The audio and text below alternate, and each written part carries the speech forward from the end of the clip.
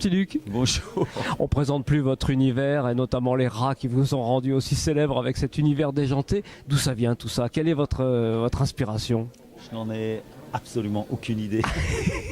C'est l'inspiration, hein. Tous les gens qui écrivent des livres, qui écrivent des chansons, des scénarios de films, ils te diront tous la même chose. On ne sait pas d'où ça vient, c'est une tournure d'esprit. Oui, mais c'est un univers qui cherche à dénoncer quelque chose ou à parler un petit peu de la société d'une manière un peu détournée. Il y a quelque chose de ce type-là. C'est ton analyse. À mon avis, elle tient la route. Elle tient la route, ça peut être ça. C'est pas à moi de le dire, c'est à ceux qui lisent, qui découvrent, qui disent ah ouais, je retrouve quelque chose qui me titille. Alors on vous connaît bien entendu pour ce fameux univers de rats déjantés que tout le monde adore, mais il y a bien d'autres choses, et notamment je vous observe en train de faire vos dédicaces, c'est un véritable chef-d'œuvre à chaque fois, quoi. C'est de l'architecture, je sais pas ce que vous faites, de la sculpture sur une BD. J'essaye de faire une sorte de spectacle intimiste, je sais pas si on peut dire ça intimiste, mais c'est quand même la dédicace pour qui que ce soit, ça reste quand même un dessin en direct. Les gens sont épatés parce que tu as un stylo qui crache un dessin en direct.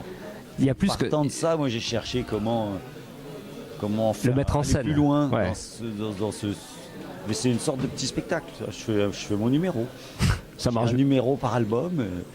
Et finalement, je discute assez peu avec mon public parce que c'est comme si j'étais sur scène. Je fais mon petit spectacle et puis je me casse.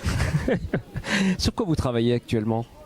Actuellement, je travaille sur 2 albums historico-humoristiques avec des animaux, sur un scénario de quelqu'un d'autre. Mais voilà.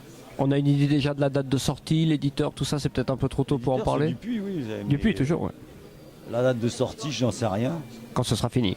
C'est un peu retardé parce que je viens de me faire opérer de l'œil, donc je dessine moins. Ouais. Donc je suis je sais pas. Je crois qu'ils sortiront ça au printemps l'année prochaine. Mais dès qu'ils m'ont posé la question, je leur ai dit ça fait plus de 30 ans que je fais ce métier-là en n'ayant jamais de date de livraison. Les éditeurs ont l'habitude que je travaille assez vite et que je ne mets pas 10 ans à faire un album, mais je ne donne pas de date de livraison. Il n'y a pas de raison que ça change. Parce que je peux être en panne d'inspiration, je peux avoir envie de faire autre chose. Mais artiste, c'est quand même le rare privilège que tu as quand tu es artiste, c'est de te lever à l'heure que tu veux, de ne pas avoir trop de comptes à rendre à ton employeur, si on peut appeler comme ça l'éditeur. C'est bien dit, ça va être d'essayer de garder ce privilège. Ouais, exactement, c'est bien dit, ça va être le mot de la fin. Je vous remercie pour cette petite interview. Il y a déjà une file pas possible devant votre table, donc je vous rends à votre public. Je te remercie. Merci petit Luc, merci beaucoup.